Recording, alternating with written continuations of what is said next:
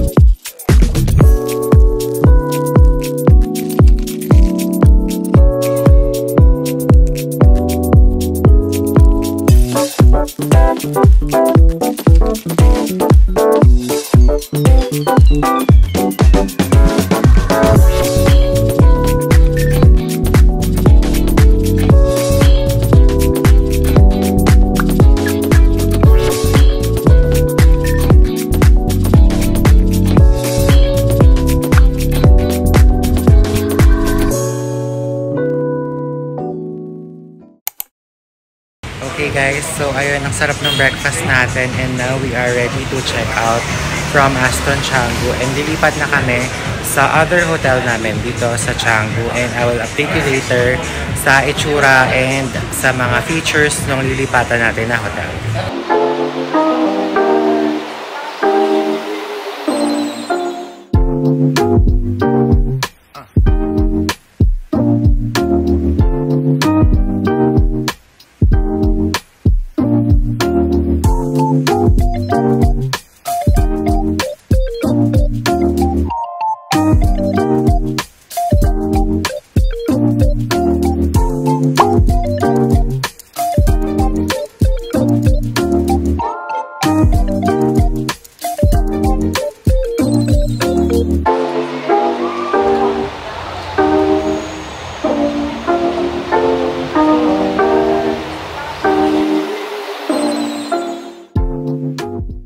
So guys, we made it here to our next hotel in Canggu and OMG, nakakaloka, sobrang ganda and sobrang affordable lang nito na you can book it through Klook and you can use my promo code so you can get discounts. Wow, na-segue talaga yun.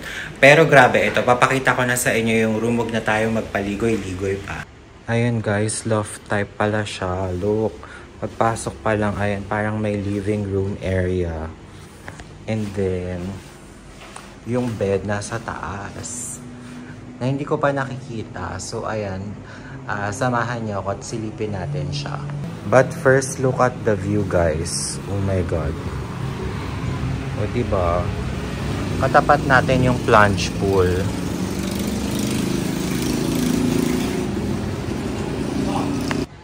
And eto na yung bed, guys. OMG.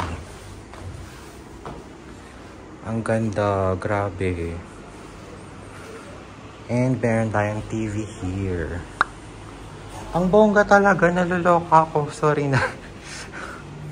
Grabe, hindi namin in-expect na ganito siya kaganda.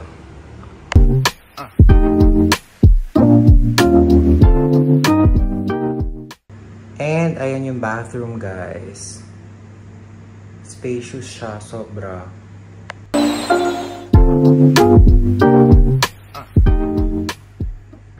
Kompleto rin ng toiletries and then ayan, may facial tissue and Of course, merong bidet.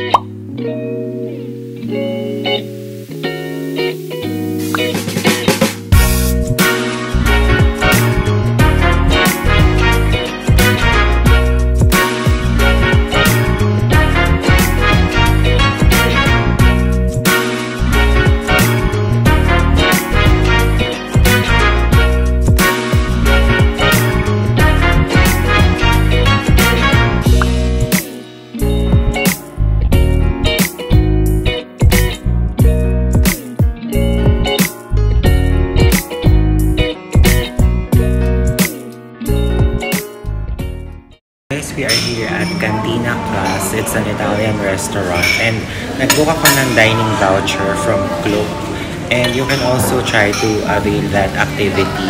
Sobrang mura niya lang, and 500k worth yung dining credits dito, and mukhang promising yung food. Sobrang bango. It's already here, and update ko kayo kung masarap ba and kung worth it ba.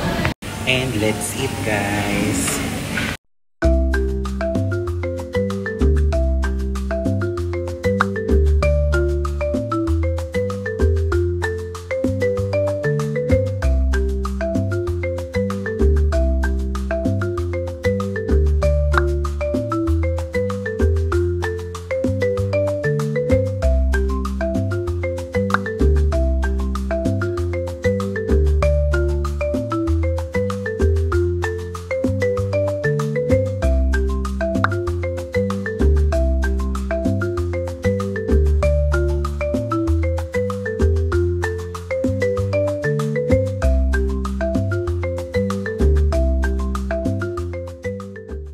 So guys, we made it here sa LV8 or Level 8 Hotel in Canggu, where View Beach Club is located. And ayun, after ng lunch, dito na kami tumuloy para mag-sunset. And I also got this activity from Klook.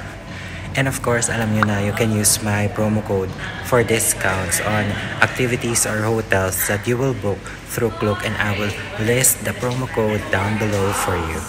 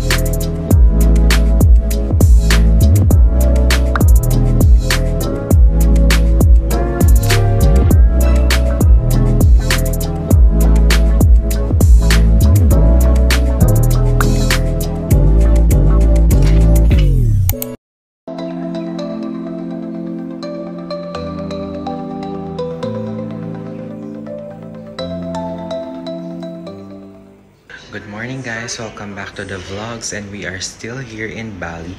It's our last full day na and gusto ko na lang mag-chill and mag-relax talaga ng bongga today. So, ayun, I will still do my best to vlog and pakita ko na lang din sa inyo kung ano yung mga magagawa or mapupuntahan pa natin as we go along this last day.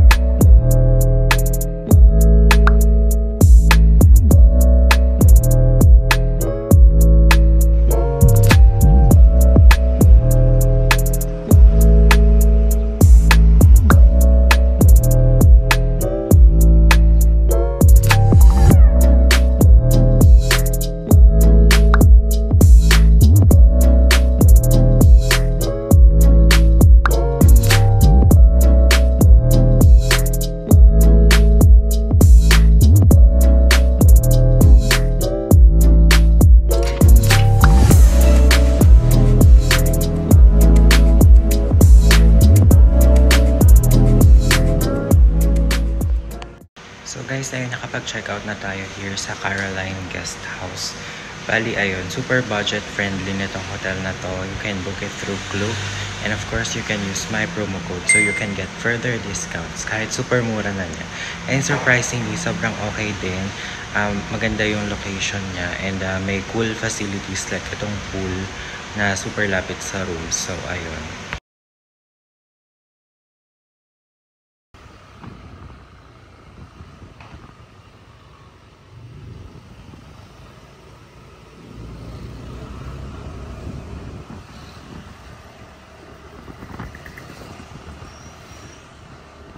Okay guys, so na-survive naman natin yung angkas ride through Grab. Hindi kasi ako sanay umaangkas. So ayun, nailaban naman natin. Kahit kainitan. And ito, nandito ako ngayon sa Pepito Supermarket. And dito tayo mag-check ng mga murang pampasalubong sa bahay.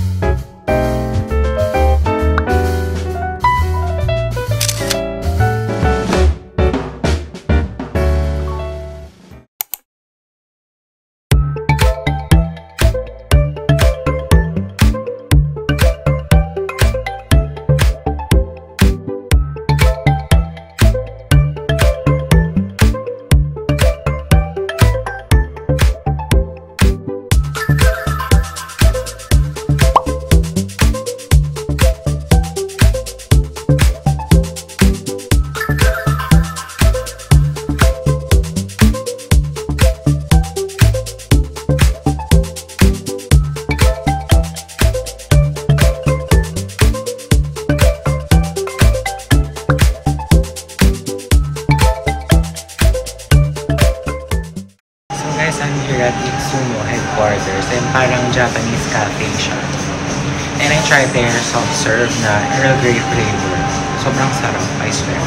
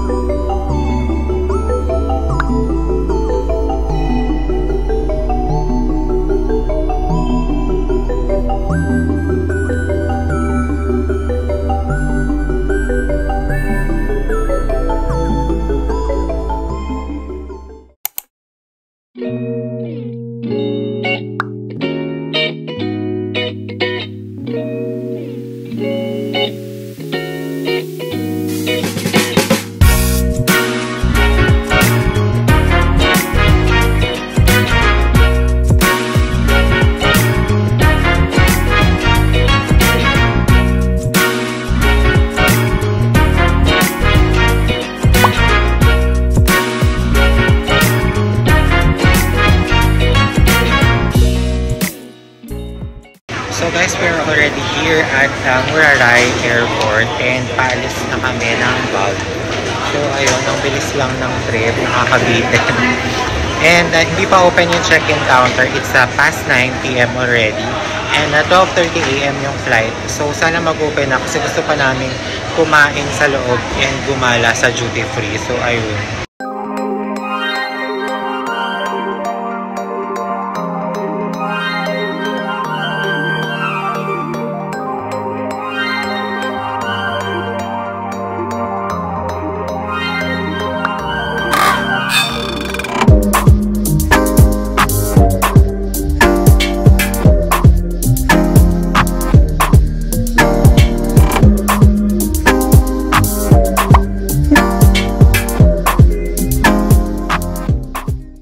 Hello guys, so nakalagpas na kami sa security and immigration and baggage drop, everything. So magka-quick late dinner lang kami and then punta na sa boarding gate. Pero let's see later, baka makapag-ikot pa tayo sa duty free and makabili ng mga kung ano-ano doon. I will update you and see you later guys.